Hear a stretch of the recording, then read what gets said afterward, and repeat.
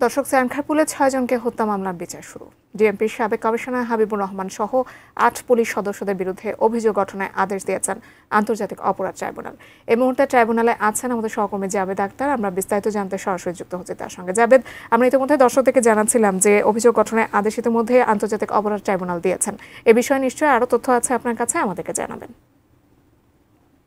অপরাধ ট্রাইব্যুনাল এক বিচারপতি গোলাম মর্তুজা মজুমদারের নেতৃত্বে ৩ সদস্যের যে ট্রাইব্যুনাল, তারা চাংখারপুলে শহীদ আনাজ সহ যে ৬ জনকে হত্যা করা হয়েছিল গত ৫ আগস্ট দুপুর 12:30 থেকে 1টার ভিতরে, এবং এটি রাজধানীর চকবাজার এবং বংশাল থানার মধ্যে পড়েছে, কিন্তু ঘটনাস্থলটি ছিল চাংখারপুল, এবং সেখানে ৬ জনকে হত্যা করা হয়েছিল। শহীদ শাহরিয়ার আনাস, এর সাথে শেখ মাহাদি হাসান জুনায়েদ আছেন, ইসমামুল হক, মানিক মিয়া, এর মধ্যে এই সহ মোট ৬ জন। এই ৬ জনকে হত্যার যে অভিযোগ, একটি মাত্র অভিযোগ, এবং এই অভিযোগেই যে চার্জ, সেই চার্জটি গঠন করা হয়েছে, অর্থাৎ আনুষ্ঠানিক যে অভিযোগ সেই অভিযোগ গঠন করে আদেশ দিয়েছেন।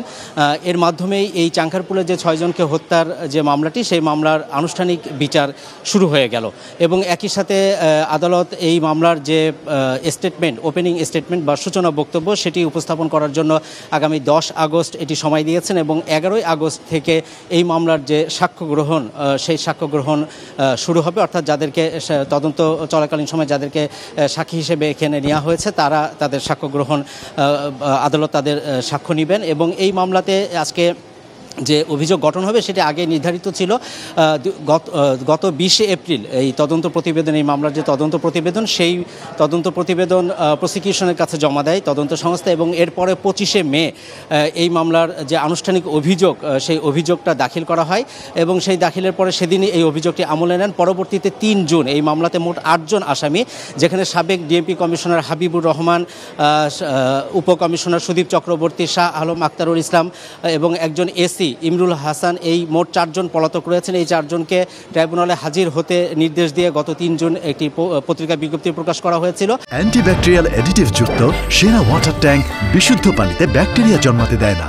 এবং এই সময়ের ভিতরে তারা হাজির হননি, এবং পরবর্তীতে 29 জুন আন্তর্জাতিক অপরাধ ট্রাইব্যুনালের চিফ প্রসিকিউটর তিনি তাদের যে অপরাধগুলো রয়েছে, কিভাবে এখানে হাবিবুর রহমান তিনি সুপিরিয়র কমন রেসপন্সিবিলিটি হিসেবে তিনি আদেশ দিয়েছেন, এবং সেখানে বলা হয়েছে যে সাবেক প্রধানমন্ত্রী শেখ হাসিনা তিনি নির্দেশ দিয়েছিলেন, তার সেই নির্দেশ গিয়েছে আসাদুজ্জামান খান কামাল সাবেক স্বরাষ্ট্রমন্ত্রীর কাছে, তিনি আইজিপিকে বলেছেন, এবং আইজিপি প্রত্যেকটি এলাকাতে যারা দায়িত্বরত পুলিশ কর্মকর্তা ছিলেন তাদেরকে বলেছেন, এবং সেই আদেশে আদিষ্টিত হয়েই সুপিরিয়র কমন রেসপন্সিবিলিটি হিসেবে সাবেক ডিএমপি কমিশনার হাবিবুর রহমান তিনি নির্দেশ দিয়েছিলেন, এবং তার অধীনে যারা ছিলেন সেখানে তারা এই অপরাধ সংগঠিত করেছেন।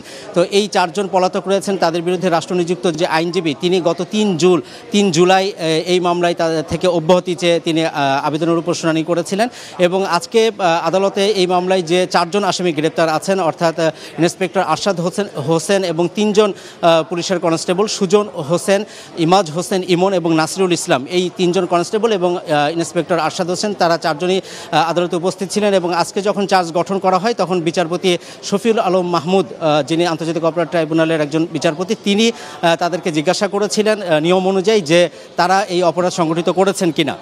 সেক্ষেত্রে আরশাদ হোসেন তিনি নিজেকে নির্দোষ দাবি করেন, এবং এখানে তিনি বলেন যে তিনি একজন ইন্সপেক্টর ছিলেন, এবং তার দাবি হচ্ছে তিনি আদালতে বলেছেন যে তিনি শাহবাগে ছিলেন সে সময় সেনাবাহিনীর সাথে, এবং তিনি ইন্সপেক্টর হিসেবে এই যে কোনো কমান্ড বা কোনো আদেশ যে দিতে পারে না সেই বিষয়ে তিনি বলেছেন। তখন আদালত বলেছেন যে তিনি নির্দোষ কি নির্দোষ না সেই বিষয়টি, দোষী না নির্দোষ সেই বিষয়টি জানতে চাওয়া হয়েছিল, তিনি নিজেকে নির্দোষ দাবি করেছেন। এবং অন্য যে 3 জন কনস্টেবল অর্থাৎ সুজন হোসেন, ইমাজ হোসেন ইমন এবং নাসিরুল ইসলাম, তারাও নিজেকে নির্দোষ দাবি করেন। পরবর্তীতে তাদের যে অব্যাহতির যে আবেদন, সেই আবেদনটি নামঞ্জুর করা হয়, এবং এই 4 জন সহ মোট 8 জনের পলাতক সহ এই মামলায় যে 8 জন আসামি, সেই 8 জনের বিরুদ্ধে অভিযোগ গঠনের মাধ্যমে এই মামলার বিচার কাজ শুরু হয়েছে। আগামী 10 আগস্ট এটিতে সূচনা বক্তব্য এবং 11 আগস্ট সাক্ষ্য গ্রহণ শুরু হবে। এর বাইরে আরেকটি বিষয় একটু জানিয়ে রাখি, সেটি হচ্ছে গুমের একটি মামলা হয়েছিল সাবেক প্রধানমন্ত্রী শেখ হাসিনা সহ। এই মামলায় 11 জন আসামি, তার ভিতরে 1 জন মাত্র এখানে গ্রেপ্তার আছেন সাবেক সেনা কর্মকর্তা জিয়াউল হাসান। তো এইখানে নারায়ণগঞ্জের যে 7 খুনের মামলা, সেই মামলাতে মৃত্যুদণ্ডপ্রাপ্ত 3 জন আসামি, কর্নেল তারিক সাইদ, লেফটেন্যান্ট কর্নেল তারিক সাইদ এবং লেফটেন্যান্ট কমান্ডার মাসুদ রানা এবং মেজর আরিফ হোসেন, এই 3 জন তারা কন্ডেম সেলে আছেন, তারা মৃত্যুদণ্ড সাজাপ্রাপ্ত। আন্তর্জাতিক অপরাধ ট্রাইব্যুনালের তদন্ত সংস্থা তাদেরকে ইন্টারোগেশন করতে চায় এবং তাদের কাছে কিছু তথ্য জানতে চায়, যেখানে জিয়াউল হাসান সম্পর্কে, অর্থাৎ জিয়াউল হাসান যেহেতু মামলার আসামি, তাই এই গুমের মামলাতে তার বিরুদ্ধে কিছু তথ্য জানার জন্য তাদেরকে জিজ্ঞাসাবাদের যে আবেদন করেছিলেন, সেই আবেদনটিও আন্তর্জাতিক অপরাধ ট্রাইব্যুনাল 1 আজ মঞ্জুর করেছেন।